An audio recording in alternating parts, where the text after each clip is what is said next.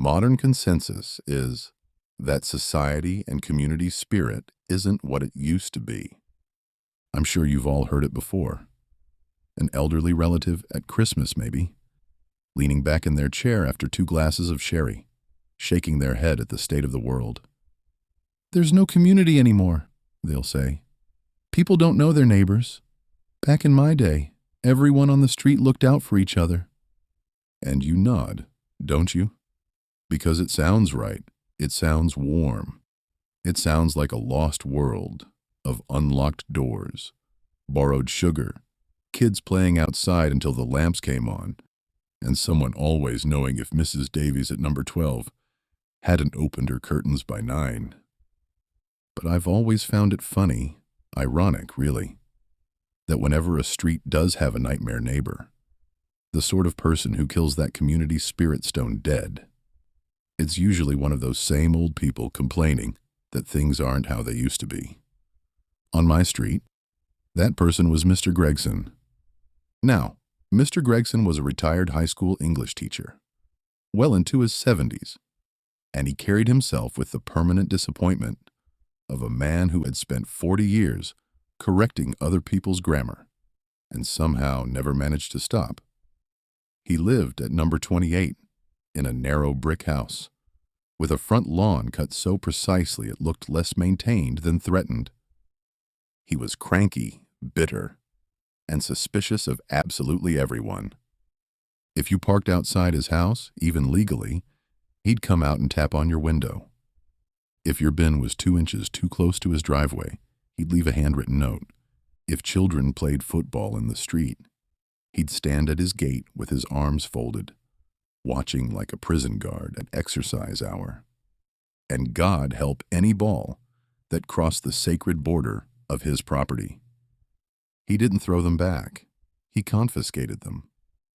Footballs, tennis balls, plastic cricket balls, even one of those cheap inflatable beach balls a toddler had kicked too far during a barbecue.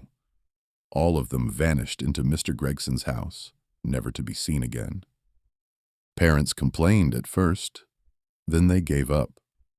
Children learned to keep clear of number 28. Dogs seemed to know too. Even they didn't bark at his gate. But the worst part was the window. Mr. Gregson had this front room with net curtains, yellowed slightly by age, and behind them sat his chair.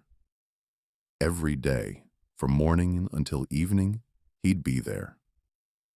A thin, crooked shape in a brown cardigan, sitting in the gloom with a notebook on his lap. He made notes. We knew because he told us. He recorded how many cars parked on the street, which houses had visitors, who put their bins out early, who brought them in late, how many times kids kicked balls against walls, how often delivery vans stopped. Once, he accused my neighbor Priya of running a commercial enterprise from a residential property because she'd received 3 parcels in one afternoon. They were birthday presents for her daughter. That was Mr. Gregson all over. Honestly, sometimes it felt like his entire retirement revolved around making everyone else miserable. So when people passed number 28 and saw his shadowy figure sitting behind the net curtain, staring out at the street, no one thought much of it. That was just Gregson, watching, judging, recording evidence for some imaginary court where he was both prosecutor and king. Then came the summer holidays. It was one of those hot afternoons where the tarmac smells soft and the whole street seems half asleep. Kids were out playing, bikes were dumped on pavements, someone had music on in a garden, and a group of teenagers were kicking a ball around near the end of the road. One of them was Leo. Leo was 14, skinny, loud, and built entirely out of confidence he hadn't earned yet. Every street has one. A boy who thinks fear is something adults invented to keep life boring. The ball came flying off someone's foot, clipped the curb, bounced over Mr. Gregson's little iron fence, and rolled to a stop in the middle of his front lawn. The game froze. Everyone looked at number 28. Behind the net curtain, Mr. Gregson was sitting in his usual chair, still, watching. One of the younger kids muttered, "Leave it." Another said, "My dad'll buy another." But Leo, of course, laughed. "Nah," he said. "I'm getting it." Someone told him not to be stupid. That made it certain. He climbed the low fence with ridiculous swagger, landed on Gregson's perfect grass, and strutted across the lawn as if claiming conquered territory. He bent down, picked up the ball, tucked it under one arm, and turned toward the window. We were all watching now, from gardens, doorsteps, upstairs windows. Leo grinned. Then he raised his hand and gave Mr. Gregson a big, theatrical middle finger. A few of the kids burst out laughing, and then Mr. Gregson's head fell off. Not metaphorically, not slumped, fell. His chin dipped first, like he was nodding in slow agreement. Then his whole head slid sideways off his neck, dropped onto his shoulder, rolled down his chest, and hit the inside windowsill with a dull, wet thud. The laughter stopped so sharply it felt like someone had cut a wire. Leo didn't move. For half a second, I don't think any of us understood what we'd seen. The body remained sitting upright in the chair. The net curtain blurred the details, but the shape was unmistakable. Shoulders, cardigan, empty space where a head should have been. Then Leo screamed. Not shouted, screamed. This awful, high, torn sound that didn't belong to a cocky 14-year-old boy at all. He dropped the ball and scrambled backward, tripping over himself on the lawn. He hit the fence, went over it badly, landed on the pavement, and kept crawling until two of the older lads grabbed him. By then, doors were opening all down the street. Someone called the police. Someone else called an ambulance, though I think we all knew that was optimism more than practicality. When the officers arrived, they had to force the door. I remember standing with half the street behind the cordon, all of us quiet in a way we'd never been quiet before. No gossip, no jokes, no theories, just the occasional low murmur and the sound of radios crackling. Later, we found out Mr. Gregson had been dead for nearly 4 weeks. 4 weeks. Sitting there in his chair, behind his net curtains, looking out over the street he'd spent years policing. The summer heat had done what summer heat does. The room had been closed up, curtains drawn, windows shut. No one had noticed the smell at first because, well, Gregson's house had always had a musty old smell around it. And no one had knocked because no one wanted to speak to him. His shopping hadn't been missed. He had no close family visiting. Bills were paid automatically. Milk wasn't delivered. Newspapers had stopped years before. And the figure in the window? That was enough for everyone. We saw him there and thought, there's Gregson, being Gregson. The police said decomposition had weakened the tissue in his neck. When Leo's gesture, or maybe just coincidence, caused us all to focus on him. At exactly the wrong moment, gravity finished what time it started. Poor Leo was never quite the same after that. People joked at first, because people are cruel when they're uncomfortable. They called him Headshot for about 2 days, until his mom came out and screamed at a group of lads so fiercely they never said it again. He stopped playing football in the street, stopped walking past number 28. For months, if a curtain shifted in a front window, he'd flinch. And the rest of us? Well, we changed too. Not dramatically. Not like some sentimental film where everyone suddenly becomes best friends and starts holding street parties under bunting. But small things changed. People began checking in. A knock here, a text there, Haven't seen you today, all right? Need anything from the shop? Your bin's still out. Want me to bring it in? We learned the names of people we'd lived beside for years.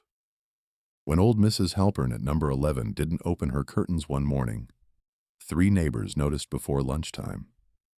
Turned out she'd only gone to visit her sister, but still, we noticed. As for number 28, a young couple bought it eventually. They ripped out the carpets, painted the door blue, dug up half the lawn, and planted lavender, where Gregson used to glare at children. Kids play there now. Their balls still go over the fence sometimes. The couple always throw them back. So yes, maybe community isn't what it used to be. Maybe people are busier, lonelier, more suspicious. Maybe we don't borrow sugar anymore because everyone's got phones and supermarkets, open until midnight. But I'll tell you what I learned from Mr. Gregson. Looking out at a street isn't the same as being part of it. Knowing everyone's business isn't the same as caring. And sometimes the person everyone avoids is the person most in need of a knock at the door. Even if they're miserable, even if they've stolen 6 footballs, even if, God help you, they used to be an English teacher.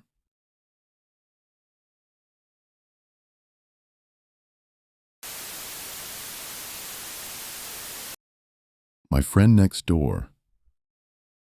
I'm 21 now, which is old enough to know that some things don't heal exactly. They just get quieter. I'm in college, 3 hours from home, living in a dorm room with cinder block walls and a window that faces a parking lot. My roommate snores like an engine failing to start, and the dining hall eggs taste like wet cardboard. And most mornings, I wake up thinking about normal things. Class. Laundry. Whether I can make my paycheck stretch until Friday. Each day gets easier. I know how that sounds. Back home, I lived in the same house my entire life. A plain, 2-story place in a plain middle-class neighborhood, with beige siding, a basketball hoop over the garage, and a maple tree in the front yard that my dad always threatened to cut down but never did. The Matthews family lived next door in a house so similar to ours that, when I was little, I once walked into their kitchen by mistake and didn't notice until Mrs. Matthews laughed and handed me a juice box anyway. They had James. James was my age, my neighbor, my best friend, before I knew there was any difference between those words. We grew up like 2 kids in one long backyard. We watched Dragon Ball Z until we could do the voices, traded Pokemon cards like tiny businessmen, and rode BMX bikes until our knees were scabbed and our mothers made us come inside. For years, there was no story of me without James in it. Then came the summer between middle school and high school. Nothing happened. That's the part people never believe. There wasn't a fight, no betrayal, no slammed door. We just started becoming different people, quietly, in that way kids do when childhood loosens its grip. I had always loved soccer, but that summer I got serious. I ran drills in the yard until the grass wore thin. I watched videos, practiced footwork, imagined myself making the high school team. I wanted a place to belong before I got there. James didn't seem to want any place at all. He stopped riding his bike, stopped coming over. He got pale from staying inside and sharp in the way he talked. High school, he said, was a popularity contest. The world was sick. The same people always won. He started using words I didn't understand at first. Words like Chads and Stacys, saying them with this bitter little smile, like he'd learned the real names of monsters. I told myself it was a phase. When other people called him weird, I defended him. When he made girls uncomfortable with the way he stared or muttered, I said he was just shy. When he laughed at things that weren't funny, I pretended not to hear. But defending him got harder. By freshman year, James had become someone I could still recognize but no longer reach. We'd stand between our houses, the same strip of grass beneath our feet, and he'd talk at me more than with me. He got obsessed with the movie Elephant. Kept saying it was the only honest movie about American high school. He called it true to life. He said people didn't want to admit what school really was. I hadn't even seen it. I told him and said I'd heard it was slow and too artsy. He looked at me like I'd missed the point of everything. The day it happened, I wasn't at school. Our soccer team had an away game across the state, and we left before sunrise, in a bus that smelled like sweat and plastic seats. I remember being annoyed because I forgot my headphones. I remember sharing pretzels with a sophomore named Luis. I remember scoring once and missing twice. I remember coming home exhausted, still in my warm-ups, and seeing police cars on our street. There was a letter taped to my bedroom window. I knew James's handwriting before I knew my own. Thanks for being a friend. I'm sorry I lost my way, brother. But my eyes were opened, and today is 0 day. Live well. That was all. People wanted details after. Reporters, kids from other schools, strangers online who treated our town like a puzzle box. I won't give them. I won't count the dead for you. Like numbers make grief understandable. I lost friends that day, teachers, pieces of a place I thought I knew. And I lost James too. That's the sentence I still hate myself for writing. Because he did it. Because he chose it. Because whatever pain he had, he handed it to everyone else and made it permanent. I should be able to hate him cleanly. Some days I do. Other days I remember a boy with a scraped elbow, holding out a holographic Charizard like it was treasure. I remember him laughing so hard soda came out of his nose. I remember our bikes lying in the driveway, front wheels still spinning.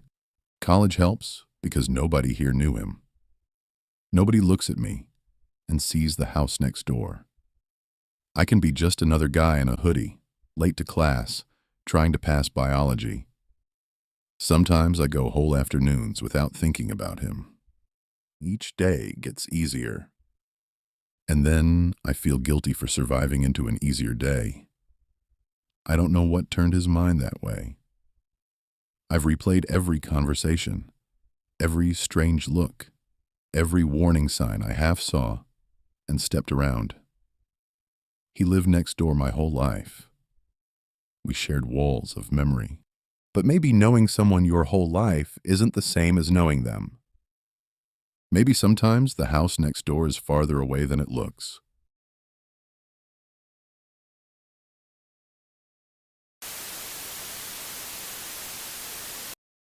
Hey guys, this is the place where we can post horror stories, right? Well, I have one I'd like to share with you. I've been a horror fan for as long as I can remember. I love the genre because it can do things other genres can't. Horror twists. It turns. It lies to you. It makes you think the danger is in the basement, then shows you it's been standing behind you the whole time. Character development in horror is endless too. You want a demon that can bend reality, wear your dead father's face, and whisper secrets through the walls? Go for it. You want a haunted house that feeds on grief? Fine. A masked killer, an ancient curse, a god under the sea. Horror lets anything in. That said, the story I'm about to tell is true. I've changed the names and locations because some of us are still alive and trying to remain that way emotionally, if not always mentally. But otherwise, this is nonfiction.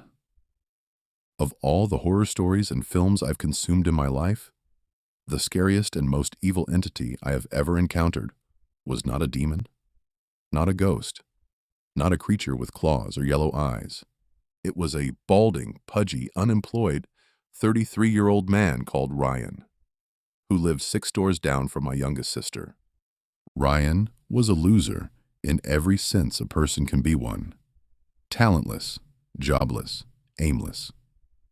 He lived with his mother and used her to finance his two main addictions, takeaway food and marijuana. His personality could best be described as oddball liar. He lied about stupid things. He'd say he'd been offered a record deal. He'd say he knew professional footballers. He'd say he once knocked out 3 men outside a pub, despite being the sort of man who looked out of breath reaching for the remote. So when our middle sister, Louise, started dating him, none of us understood it. We tried to be polite. We tried to be supportive. But every family gathering became an endurance test. Ryan would sit there, sweating through a cheap black t-shirt, making strange comments, inventing stories, and watching Louise with this horrible possessive intensity. Luckily, after 8 months, Louise saw it herself. She ended things. For a while, we all thought that was the end of it. Louise moved on quickly and met someone else, a man named Daniel. He owned his own joinery business, worked hard, treated her gently, and made her laugh in a way Ryan never had. The difference was night and day. I thought Ryan would fade into the realm of bad memories. I thought he was just a serial loser. I was wrong. He was a monster. What we didn't know then was that Ryan had never accepted the breakup. He had been watching Louise, watching our family, watching cars come and go. He knew where our youngest sister lived, of course, because she was 6 doors down from him. He knew Louise sometimes stayed there. He knew the layout of the street. He knew who had children. When Ryan found out about Daniel, something in him snapped, or maybe nothing snapped. Maybe this was always what he was. He stopped trying to win her back and started thinking about how to make her pay. The worst part is that he got it wrong. He thought Louise was staying at our youngest sister's house that night. She wasn't. My youngest sister was home with her family, her husband, her children, my niece. I won't go into everything Ryan did. I can't. Even writing this much makes my hands feel numb. But I will say it involved a can of gasoline, a lighter, and my poor sister's house, while everyone inside was asleep. By the time anyone understood what was happening, the windows were orange. The street filled with screaming. And that night, I lost my niece. Not to a demon. Not to a cursed videotape. Not to a monster under the bed. I lost her to a fire started by an evil bastard. Far worse than anything Hollywood has ever invented. Ryan is in prison now. People say that like it means something. Like a cell balances the scales. It doesn't. My family is torn apart. My sister is a different person. Louise carries guilt for surviving something that was never her fault. Birthdays are quieter. Christmas is impossible. There is an empty space in every room we enter. So when you watch horror or read it, keep one thought in mind. As bad as Freddy Krueger or Jason Voorhees might seem, they may pale in comparison to the short, weird guy from 6 doors down.